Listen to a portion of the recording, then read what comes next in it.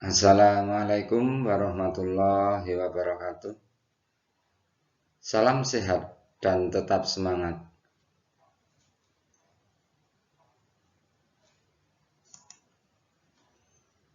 Para siswa kelas 7, pada pertemuan ini dibahas menelaah struktur teks tanggapan deskripsi.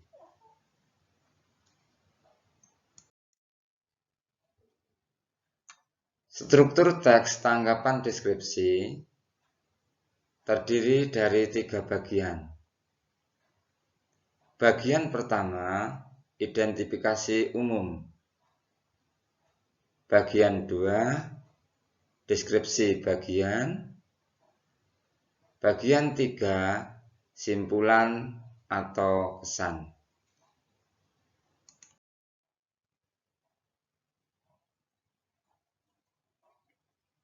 Pembahasan secara terinci sebagai berikut.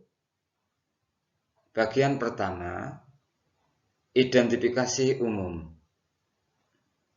Identifikasi umum terdiri dari 1. Nama objek. 2. Lokasi objek. 3. Sejarah lahirnya objek tersebut. 4. Makna nama di dalam objek tersebut dan bisa diuraikan yang lain-lainnya. Identifikasi umum ini tidak harus baku seperti yang tertulis 4 bagian tersebut. Tetapi bebas tergantung penulisnya. Yang penting penulis tersebut bisa menjelaskan secara detail, menjelaskan secara umum bagian-bagian apa yang akan ditulis. Mungkin dalam beberapa paragraf. Yang paragraf tersebut berada di bagian awal tulisan deskripsi tersebut. Ini adalah yang disebut dengan identifikasi umum.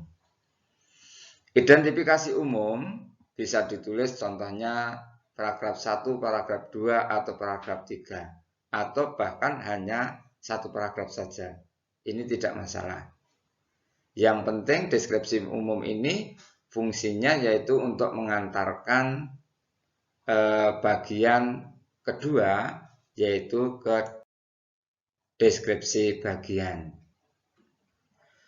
Deskripsi bagian ini adalah bagian yang berupa isi dalam tulisan tersebut, sehingga harus diuraikan secara terperinci.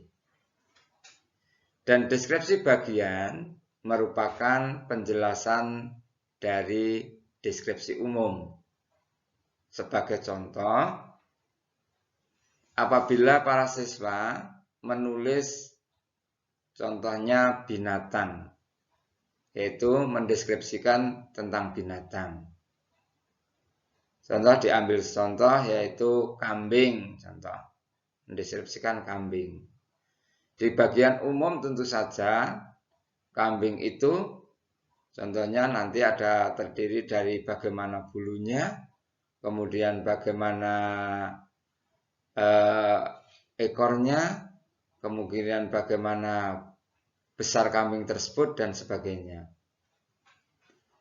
Dari bagian-bagian umum pada bagian pertama atau bagian 1 nanti dijelaskan dalam deskripsi bagian yang kedua, yaitu contohnya kambing bulunya berwarna hitam, ada bercak-bercak warna putih, tekstur bulunya lembut, bulunya agak panjang, dan sebagainya. Ini dijelaskan secara detail dalam 1 paragraf atau beberapa paragraf. Ini yang disebut dengan deskripsi bagian. Di dalam deskripsi bagian ini, bagiannya berisi yaitu perincian bagian objek berdasarkan tanggapan subjektif. Jadi penulisan ini berdasarkan tanggapan berdasarkan hati kita. Menulisnya seperti apa. Bisa ditambah dengan tanggapan subjektif, tidak hanya tanggapannya secara objektif saja. Ini masalah tanggapannya. Kemudian masalah yang kedua adalah bagiannya yaitu berisi perincian yang dilihat dari objek. Jadi yang dirinci itu yang dilihat dari objek. Dari objek itu apa? Yang dilihat, contohnya tadi melihat kambing tadi, kemudian yang dilihat bagian bulunya ya dijelaskan secara detail bulu itu. Seakan-akan nanti yang membaca teks tersebut melihat bulu itu sendiri secara langsung. Ini yang dinamakan perincian yang dilihat dari objek. Kemudian yang ketiga adalah perincian yang didengar dari objek. Yang didengar dari objek ini maksudnya, contohnya dari kambing tadi, menguraikan tentang suara kambing, jadi dijelaskan suaranya bagaimana. Dan seakan-akan nanti ya orang yang membaca itu mendengarkan sendiri dari suara kambing itu di dalam pengungkapan suara kambing itu. Kemudian yang keempat adalah perincian yang dapat dirasakan dari objek. Jadi yang dirasakan dari objek itu apa? Yang dirasakan dari objek.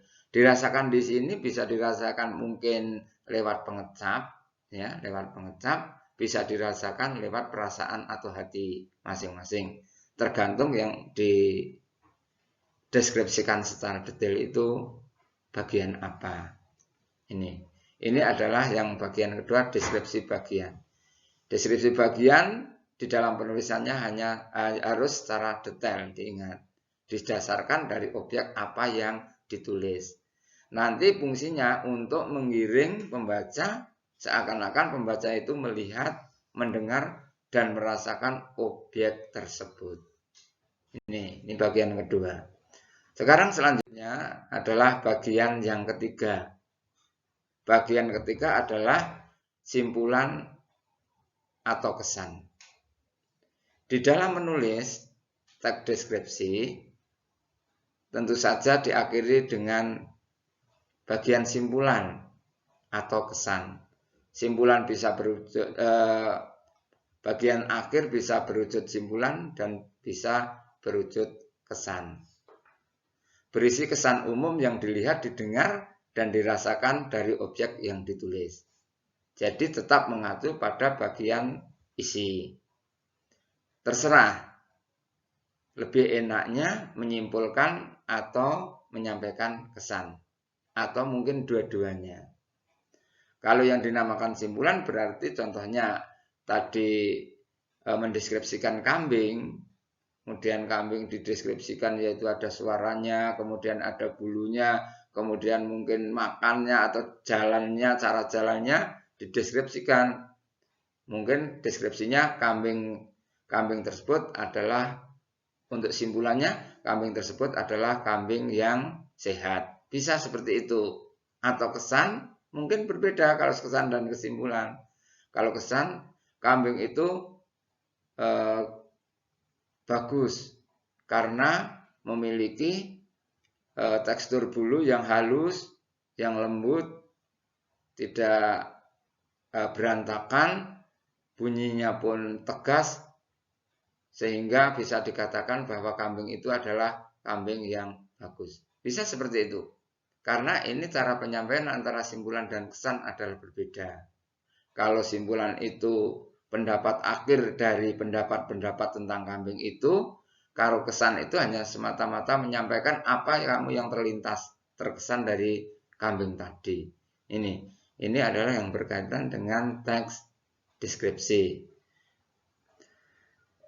Kemudian yang untuk penyimpulannya, kalian untuk kata kunci teks deskripsi ini untuk para siswa. Jadi dalam bagian teks deskripsi terdiri dari 3 bagian, yaitu yang pertama bagian identifikasi umum, kemudian deskripsi khusus, yang terakhir adalah simpulan. Ini.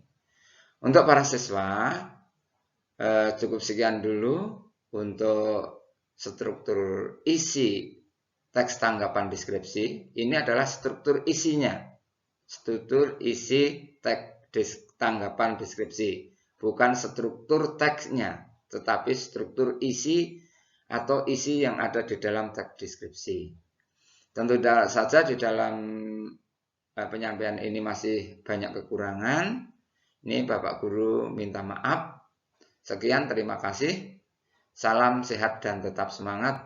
Wassalamualaikum warahmatullahi wabarakatuh.